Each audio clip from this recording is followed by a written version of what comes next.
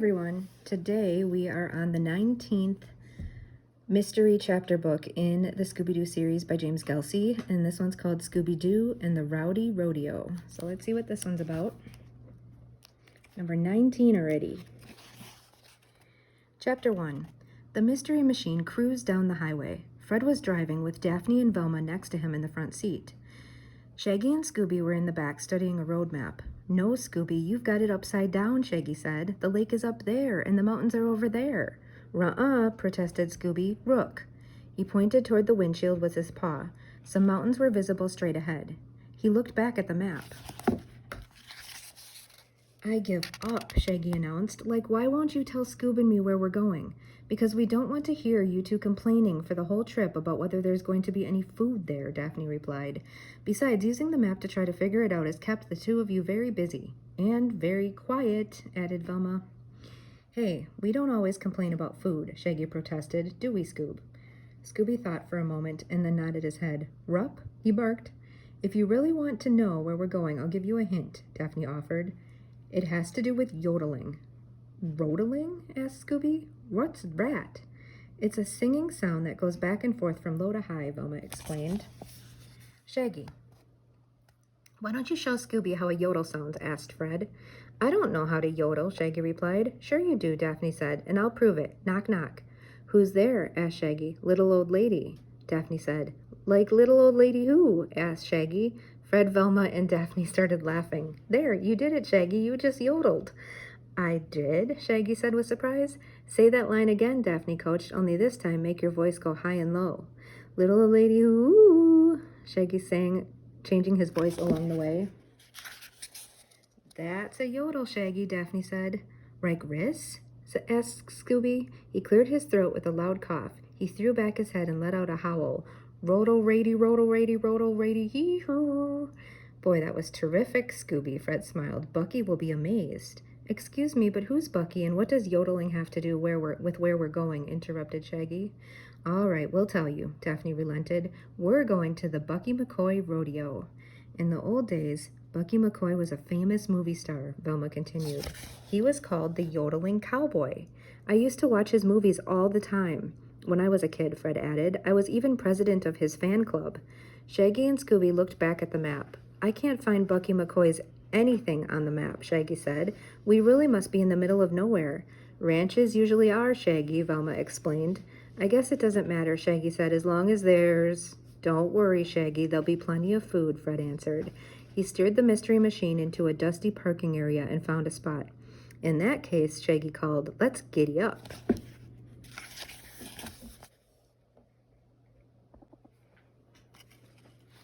Chapter 2. The gang piled out of the van and walked toward the front of the wooden rodeo stadium. The words Bucky McCoy's Rodeo were spelled with horseshoe-shaped letters over the entrance. People dressed in all kinds of cowboy clothes were going inside. Just outside the entrance, a small crowd of people gathered. Some were holding up pictures and cowboy hats and cameras. As the gang got closer, they noticed two people standing in the middle of the crowd. They were smiling, waving, and signing autographs. "That must be Bucky McCoy," Fred said. "And who's that with him?" asked Daphne. "That's Pokey Jones, his sidekick," Fred explained. "Every cowboy star has a sidekick." Fred led the others over to the crowd. He caught Bucky McCoy's eye and waved. "Hi, Mr. McCoy," Fred called. "It's me, Fred Jones." Bucky squinted at Fred. Then a big smile appeared on his face. He raised a finger and called back, "Just a minute." He turned to the crowd and said a few words. The people slowly walked away and into the stadium. Then Bucky and Pokey joined Fred in the gang. Bucky was dressed like a real cowboy. He wore a blue shirt, dark blue dungarees, black and white chaps, dusty brown cowboy boots, a red bandana around his neck, and a tall white 10-gallon hat. "Howdy, Freddie," Bucky exclaimed. "You're a sight for sore eyes." Bucky grabbed Fred's hand and gave his whole arm a shake. "You remember Freddie Jones, don't you, Pokey?" Bucky asked his sidekick. "He was the best president the Bucky McCoy fan club ever had." Pokey wore a plaid shirt, a black vest, and baggy dungarees. "How do," he said, tipping the undersized cowboy hat resting on his head. "These are my friends Daphne, Velma, Shaggy, and Scooby Doo," Fred said, introducing everyone. Welcome, y'all, Bucky said. This your first time at a rodeo? Yes, sir, Daphne answered. Aw, forget those formalities with me, young lady, Bucky said. All my friends call me Bucky. And your enemies call you a no-good, lying, cheatin' varmint, a nearby voice yelled. A tall, skinny man with a long white beard and dusty old overalls stomped over. Just what is this? The man asked, waving a long, skinny piece of paper at Bucky. You know what that is, Zane, Bucky answered. It's the rodeo show card. It lists all the cowboys in the order they're going to appear. I know what it is. Just what's the big idea of having a rodeo without telling me? Zane yelled back. And another thing, when were you gonna tell me about that fence, or weren't ya? What fence, Zane? Asked Bucky. You know darn tootin' what fence, Zane yelled back. The one that's 2 feet on my property over by the stream. Now you get that thing moved proper, or you're going to hear from my grandson, the lawyer. And when he's done with you, you'll be wearing a lawsuit instead of that moth-eaten cowboy suit. The man turned and stormed away. Who was that? Asked Fred. Just an ornery little critter, Pokey said. That's Zane Hatfield, Bucky said. He's my neighbor. Our families have been feuding for years. It's been so long, in fact, that none of us can remember how the whole thing even started. All I know is that he's been looking for every excuse he can to think of to get me off this land. The thing is, he may get his wish. How come? Asked Daphne. Nobody's interested in old cowboys anymore, Bucky sighed. I can barely afford to keep this ranch going. That's why I'm holding this rodeo. I need to raise some money.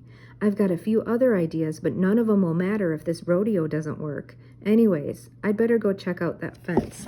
Just in case. Pokey, do me a favor and show the kids inside. Bucky slowly walked off after Zane. Excuse me, Mr. Pokey, but is there a snack bar around? Asked Shaggy. Scoop and I would love a little pre-rodeo snack. No snack bar, Pokey said, but there's a chuck wagon out back. What's a chuck wagon? Shaggy whispered to Scooby. Wrong, Scooby answered. Well, whatever it is, I hope you can eat it, Shaggy replied.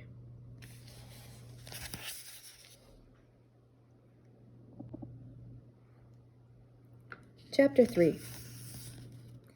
The gang followed Pokey Jones around the outside of the rodeo stadium. They passed a row of horse trailers attached to pickup trucks. Some cowboys were hanging around talking. One of them was playing with a long brown rope. He looped it up into his hands, made a couple of twists, and then started spinning it up in the air. Very quickly, a lasso started circling above their heads. Wow, what a groovy trick, Daphne said. The cowboy spinning the lasso nodded at Daphne and tipped his hat. As he did, he lost his concentration and the lasso fell right on top of him. You kids want to see a real lasso? I'll show you a real lasso, a loud man hollered as he ambled over to the gang. His cowboy outfit looked more like a costume than real clothes. Jinkies, is he a real cowboy? Whispered Velma. By the looks of it, I'd say he's a couple of cowboys rolled into one, Pokey answered. The man came over and started spinning a lasso in the air. He kept the lasso spinning as he jumped up and down, moved the rope from hand to hand, and even held it in his mouth. Wow, that's pretty impressive, Fred commented. You think so? Asked Pokey. Watch this. Pokey reached up and stopped the spinning rope. Instead of falling down into a pile of limp rope, the lasso kept its shape and plopped down onto the ground. Hey, that's not a real lasso, Daphne exclaimed. You're right, Daphne, Fred said. That's one of those trick lassos. It looks like a rope, but really it's a plastic loop that keeps its shape no matter what. The big cowboy blushed a little. The chuck wagon's just around back that way, Pokey said. I'll go on ahead and see what they've got ready. Sorry about that, folks, the large cowboy said. Just having a little fun. The name's Moulash, Alvin Moulash. But my cowboy friends call me Slim. Are you here to see the rodeo too, Mr. Moulash? I mean, Slim, asked Daphne. Alvin Slim Moulash looked around and then leaned in toward the gang. Truth be told, I'm not really a cowboy, he confessed. I'm a real estate agent, and I've been sizing up the property because I heard that Mr. Mccoy isn't doing too well financially, if you know what I mean. And I'm just bursting to show somebody what I found, but you've got to promise not to tell anyone. Slim Moulash reached into his pocket and took out a long piece of paper. Hey, what's this? He said, looking at it. Oh, it's the show card. I was looking for that. Slim Moulash stuffed the card into his vest pocket and reached further into the other pocket. He pulled out a red bandana that looked like it was holding something. He put the bandana on the palm of his right hand and opened it up with his left. 5 little golden pebbles shimmered in the sunlight. Gold, Shaggy exclaimed. Shh, Slim said, quickly closing his hand. He looked around to see if anyone had heard Shaggy. Then he slowly opened his hand again. I found these in a stream at the far corner of the property, and they're going to make me a very rich man. Once I buy the property from Bucky Mccoy, that is. Of course, I'm counting on you to keep this our little secret. As a token of my appreciation, I'll be happy to set a few of these little nuggets aside for you. Are you still here, Alvin? Bucky called as he walked over to the group. I thought you left a while ago. I did, but I decided to come back to see the rodeo, replied the real estate agent. Alvin secretly stuffed the nuggets back into his pocket. And to see if you've given some more thought to my offer. Thanks, but no thanks, Bucky said. Something really terrible would have to happen before I ever sold the ranch. We'll see about that, muttered Slim as he stalked away.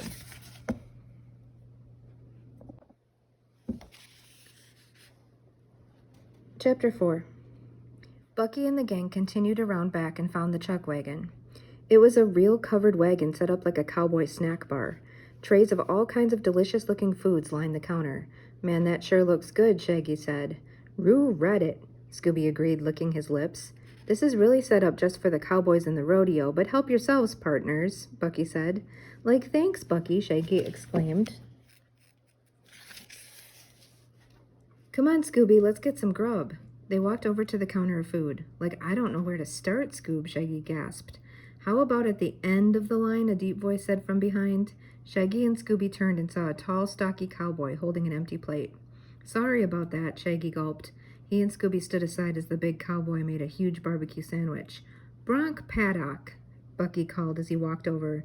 These kids are my guests, and as long as you're at my rodeo, I expect you to show them a little courtesy. You see, Bucky, this is what I've been trying to tell you, Bronc replied. You're never going to keep this ranch and this rodeo going if you keep bringing in this kind of crowd.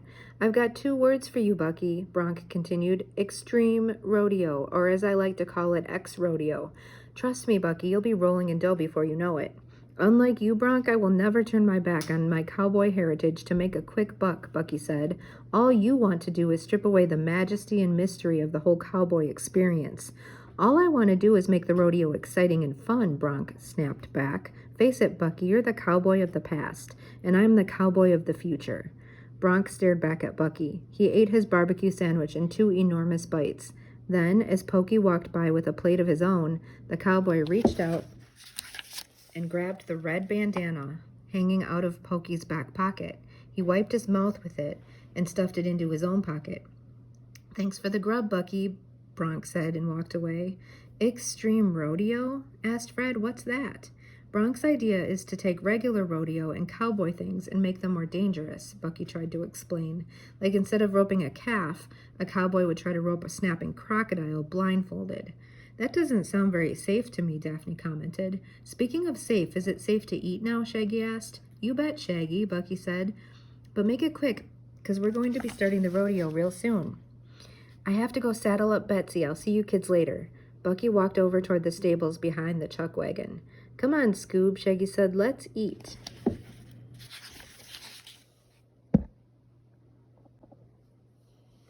Chapter 5. A little while later, the gang made their way into the stands to watch the rodeo. One cowboy roped 3 different calves with a single lasso. Another cowboy did some riding tricks on the back of his horse. And another rode a bucking bronco for 1 full minute, one arm gripping the reins and the other flailing around in the air with each mighty kick of the horse. When the minute was up, a bell rang and a clown jumped up out of a barrel that was standing off to the side of the ring. Hey, what's that clown doing? Asked Shaggy. I thought this was a rodeo, not a circus. That's a rodeo clown, Fred explained. They help out. Just watch. The cowboy jumped off the bucking horse and ran over to the fence. The clown ran right in front of the horse and then started running in the opposite direction. The horse chased the clown around the ring, allowing the cowboy to get out safely. The crowd laughed as the clown did some silly leaps and somersaults. A couple of horse handlers came into the ring and led the horse away. The clown tipped his hat to the crowd and ran out too. See, Shaggy, that's what rodeo clowns do, Daphne said. Music started playing over the loudspeakers. Ladies and gentlemen, please welcome the star of the silver screen, Bucky Mccoy, the yodeling cowboy, and his sidekick, Pokey Jones, announced a voice. Everyone cheered as Pokey walked out into the ring. He was leading an old but beautiful chestnut-brown horse. Bucky Mccoy sat atop the horse holding his guitar. He smiled and waved to the crowd. "It's Betsy," Fred exclaimed. "That's Bucky's horse from the movies." Pokey walked the horse once around the ring and then into the middle. Bucky grabbed his guitar and started singing one of his most popular songs, the Yodeling Day. It was a series of yodels put to music. When he finished, the crowd jumped to its feet and roared with applause. "Hey, there's another one of those clowns," Shaggy said. A rodeo clown had stood up inside one of the barrels in the ring. Bucky looked over, then gave a questioning look to Pokey. Pokey shrugged. The clown had so much trouble climbing out of the barrel that it tipped over. Everyone laughed at the silly clown. Then the clown ran over to one of the gates along the rear of the ring. He climbed up on top of it and shouted to the crowd. "Ladies and gentlemen," he yelled, "it's time to hit the trails. This rodeo is officially and foreverly closed." The clown jumped down and opened the gate. An angry bull charged into the ring, heading right for Bucky and Betsy. Pokey ran and jumped into one of the barrels. Betsy was barely able to outrun the bull, but she managed to get out of the ring safely. Then the clown opened the other two gates, releasing a couple of bucking broncos into the ring. The bull charged the stands, ramming the fence with his horns. The crowd screamed, and people started running for the exits. "Hey, where did the clown go?" asked Daphne. "I don't know, and I don't care," Shaggy replied, like, "let's get out of here." "Oh, no, you don't," Velma said. "We're not going anywhere." "Velma's right," Fred said. "It looks to me like we've got a mystery to solve." The gang watched the bull and two broncos run through one of the open gates and out the back of the ring. "As long as we have the chance, let's start looking down in the ring," Fred said. The gang made their way down to the ring and hopped over the fence. Bucky came through one of the open gates and looked around. Pokey stuck his head out from the barrel. "Coast clear," he said. "I can't believe this," Bucky sighed. "My rodeo is ruined, and so are my chances to keep the ranch."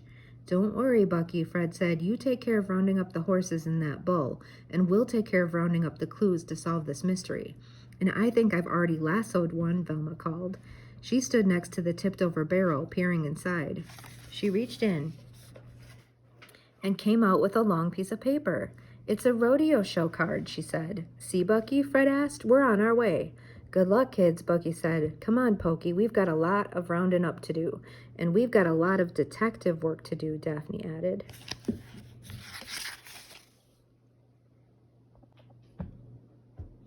Chapter 6. "We'd better split up," Fred said. "Daphne and I will look for more clues around the rodeo ring. If that rodeo clown is still around, he may be hiding," Velma stated. "Shaggy, Scooby, and I will see what we can find." "Sounds good," Fred agreed. "Let's meet back by the chuck wagon as soon as we can." "Speaking of the chuck wagon," Shaggy said, "how about we drop by now for a quick bite? Scooby and I hate looking for clues on an empty stomach." "Forget it, you two," Velma said. "No more snacks until we solve this mystery. Now let's get to work." Shaggy and Scooby followed Velma across the rodeo ring and through one of the open gates. They walked through a narrow stall and out an open gate on the other side. A large barn stood in the distance. The chuck wagon was off to the right. Immediately in front of them stood bales of hay, some large bags of horse feed, some ropes, horse blankets, saddles, and some other cowboy equipment. "I'll start on this side, and you two look over there," Velma instructed as she disappeared behind a pile of hay. "Okay, but don't blame us if we faint from hunger," Shaggy warned. "Come on, Scoob." Shaggy and Scooby looked at the piles of horse equipment lying all over the road. "Like, I don't even know what kind of clues we're supposed to be looking for. Do you, Scooby?" Shaggy asked. "Ruh-uh," Scooby replied, shaking his head. "Something rowdish?" "I suppose something clownish," Shaggy nodded. "But what about something foodish first?" "Rokay," barked Scooby. They walked over to the chuck wagon and found it closed. "Just our luck, Scoob," Shaggy complained. "Maybe there's a back door. Come on." Shaggy led Scooby around to the back of the chuck wagon. Shaggy tried the back door, but it was locked too. "Nope, this one's locked too, Scoob," Shaggy said. "Scoob? Scooby Doo, where are you?" "Rover here," Scooby called. His voice sounded muffled. Shaggy looked around and didn't see Scooby anywhere. Then he heard a soft munching sound coming from a tall metal cabinet next to the door. Shaggy opened the door and peered inside. Rye Raggy, barked Scooby. He had barbecue sauce all over his whiskers and held the remains of a sandwich in his paws. Scooby, Shaggy, what are you doing inside that food cabinet? Velma scolded. I thought I told you this was no time for snacking. Rory Relma, Scooby apologized. Now, come out of there, Scooby, Velma said, and wipe your mouth. You've got barbecue sauce all over your face. Scooby licked all the sauce off with his big tongue. Here, Scoob, use this, Shaggy said, handing Scooby a red bandana. Shaggy, where'd you get that bandana? Asked Velma. Right over there, Shaggy said, pointing to a small box on the ground next to the cabinet. Velma picked up the box and looked inside. Jinkies, she exclaimed. What is it? Asked Shaggy. It's a makeup kit, Velma said. Come on, Velma, you don't need any makeup, Shaggy said. You're beautiful just as you are. Not that kind of makeup, Velma explained. It's clown makeup. And along with that red bandana, I'd say we'd found another clue. Just think, Velma, if Scoob and I hadn't come over here to get something to eat, we'd never have found the clue, Shaggy said. That's not all you'd never have found, a strange voice called from around the side of the chuck wagon. Suddenly, the rodeo clown jumped out and roared at the three friends. Zoinks, let's get out of here, Shaggy yelled.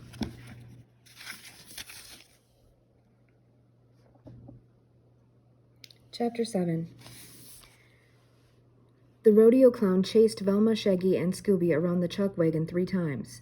Then Velma jumped behind some of the hay bales, while Shaggy and Scooby ran toward the big barn with the rodeo clown right behind them. As Velma peered out from behind the hay, Fred and Daphne ran over from the rodeo ring. Is everything all right? Daphne asked. The rodeo clown is after Shaggy and Scooby, Velma exclaimed.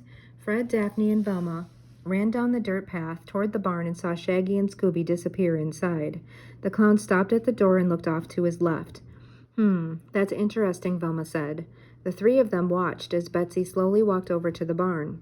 The clown reached out his hand and gently grabbed her reins. He led the horse over to a hitching post next to the barn and then looked up at the top of the barn. The hitching post was right beneath an opening in the hayloft. What's he doing? Daphne wondered. The clown looped the reins over the hitching post and then ran into the barn. It looks like he's after Shaggy and Scooby again, Fred said. Come on. Inside the barn, Shaggy and Scooby were hiding under a horse blanket in one of the stalls.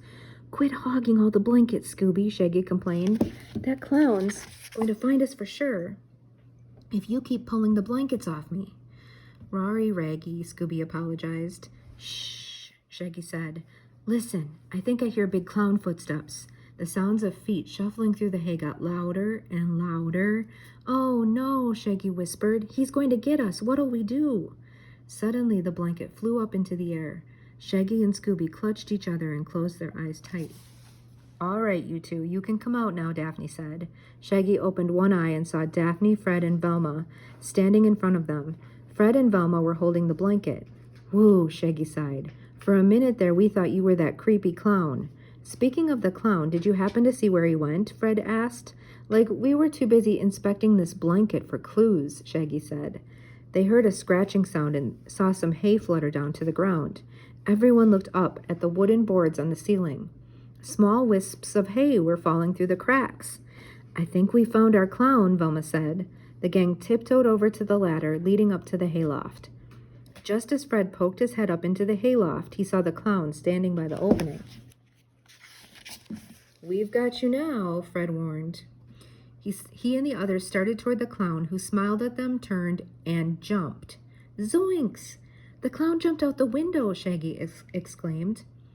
The gang ran over to the opening and looked down. They saw the clown lying in a pile of hay beneath the window. He got up and ran back toward the chuck wagon and rodeo ring. Betsy was eating from a bale of hay, her reins dragging on the ground. So that's why he tied up Betsy, Fred said. He planned to jump on her from up here and make a quick getaway, after scaring Shaggy and Scooby, of course. It looks like Betsy had other plans, Daphne said. Jinkies, that's it, Velma exclaimed. I have a hunch that this rodeo clown is headed for his last roundup. Velma's right, Fred said. Gang, it's time to set a trap.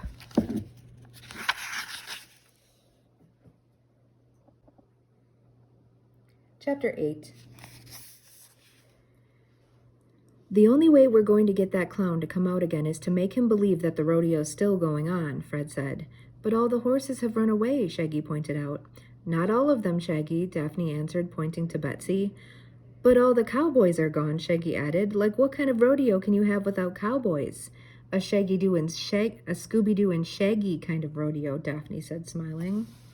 Oh, no, moaned Shaggy. Not us. No way. Ruh-uh, Scooby echoed. Roll Ray.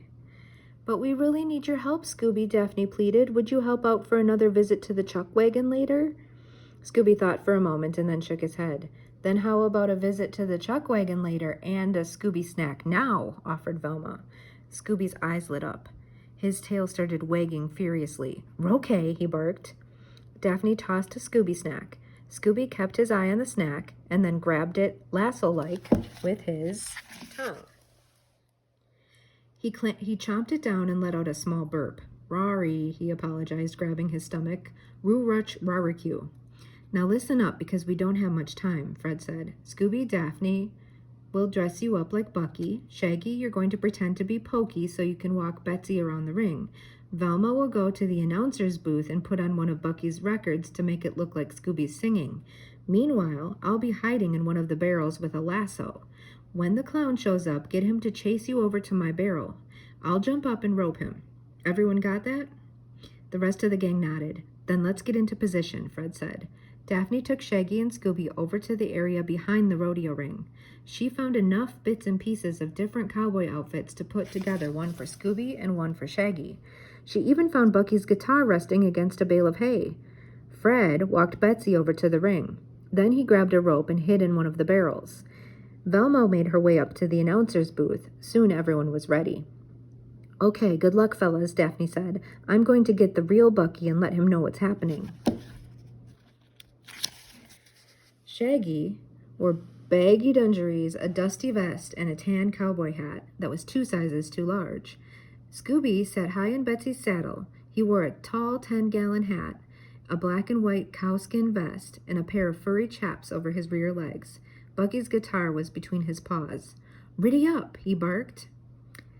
Shaggy picked up the reins and slowly walked Betsy into the rodeo ring. When Velma saw them enter the ring, she started the recording. Music began playing through the loudspeakers. "Get ready, Bucky," Shaggy whispered. "Here's your cue." Scooby grabbed the guitar and pretended to play and sing one of Bucky's yodeling songs. Just then, the clown ran through one of the open gates and into the ring. "Let's go, Betsy," Shaggy yelled. He jerked her reins and started leading the horse towards Fred's barrel, hoping the clown would follow. Betsy, however, decided she didn't want to move. As the clown got closer to them, he reached into his costume and pulled out a whip. The clown snapped it into the air twice. "Zoinks!" Shaggy exclaimed. Upon hearing Shaggy's voice, Betsy suddenly lurched into action. She raised up on her rear legs and let out a loud whinny. Then she started charging around the ring. Scooby held on with all his might as Betsy ran after the clown and Shaggy. "Now, Fred!" Shaggy yelled as they neared the barrel. Fred jumped up and tossed out his lasso. Just as he did, Shaggy's hat fell over his eyes, causing him to trip and knock into the clown. The clown fell to the ground and the lasso landed around Shaggy. The clown scrambled back to his feet and saw Betsy close behind him. Betsy suddenly stopped running and kicked her back feet up into the air. Scooby couldn't hold on any longer. He went sailing through the air and landed with an enormous plop right on top of the clown.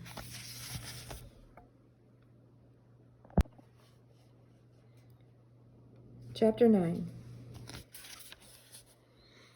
Bucky and Pokey ran into the ring just as Scooby went flying through the air.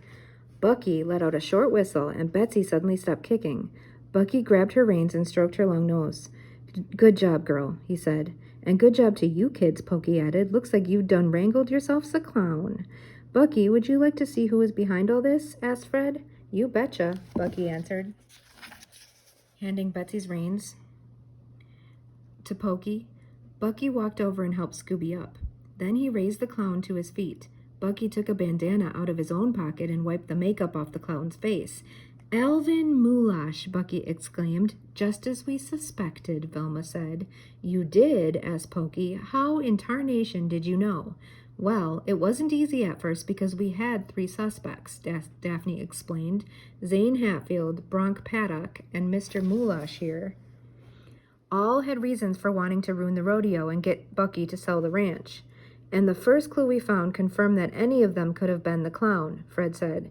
It was the rodeo show card Velma found in the barrel. The clown needed it to see when Bucky was coming out, and all 3 of the suspects would have needed one.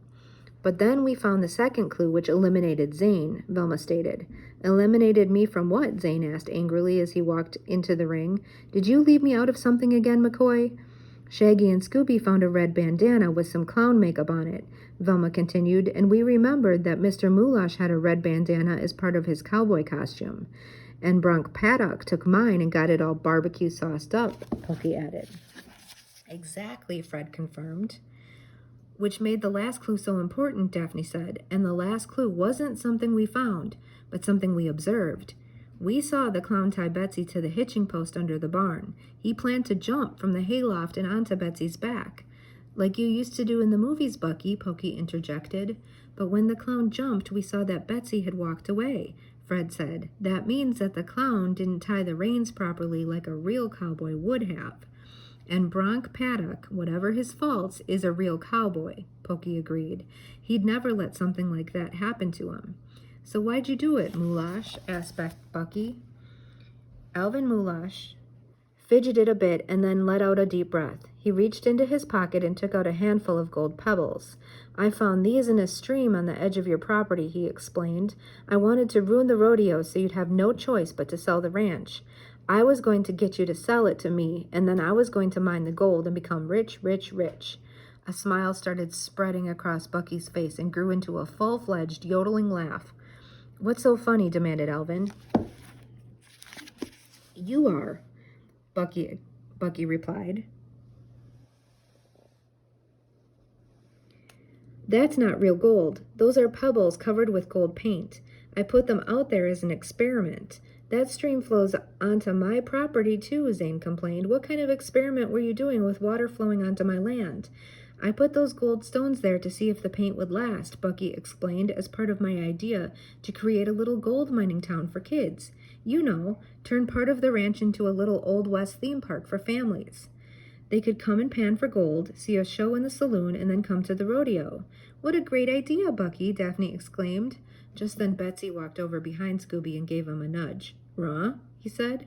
Betsy feels bad about that last ride she gave you, Bucky said. She wants to give you a real ride now. Pokey helped Scooby into Betsy's saddle. As Betsy trotted around the ring, Scooby grabbed his hat and waved it in the air. He sure looks like a real cowboy, Bucky said. You mean cow dog, Shaggy joked. Everyone laughed. Scooby doodle-lay-hee, doodle-lay-hee, doodle-lay-hee-hoo, called Scooby. That silly dog. So that's the end of this one. This is number 19 in the Scooby Doo Mystery Series by James Gelsey, Scooby Doo and the Rowdy Rodeo. Thanks for listening.